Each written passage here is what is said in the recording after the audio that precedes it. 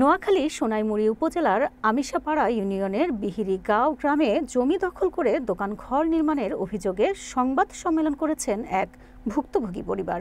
বুধবার সকালে আমিশাপাড়ার নিজ বাড়িতে আয়োজিত সংবাদ সম্মেলনে মৃত নুরুল ইসলাম, মফিজুল ইসলাম ও সিরাজুল ইসলামের পরিবারের সদস্যরা জানান, আমিশাপাড়া বাজারের 10% জমি নিয়ে পাশের ভদ্রগাঁও গ্রামের সাইফুল ইসলাম শিপনের সঙ্গে তাদের 20 বছর ধরে বিরোধ চলছে। বিষয়টি বর্তমান আদালতেও বিচারাধীন। ভুক্তভোগী পিয়ারা বেগম বলেন, আমার স্বামী ও দেবররা কষ্ট করে জমিটি কিনেছেন। শিপন জোরপূর্বক সেখানে দোকানঘর নির্মাণ করেছেন। আমরা ন্যায্য সম্পত্তি ও বিচার চাই। অন্যদিকে সাইফুল ইসলাম শিপন অভিযোগ অস্বীকার করে বলেন, জায়গাটি তাদের দখলে এবং আদালতে মামলাও রয়েছে।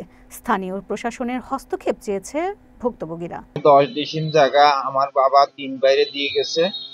এই জায়গাটা শিপন নামে একটা লোক দখল করে।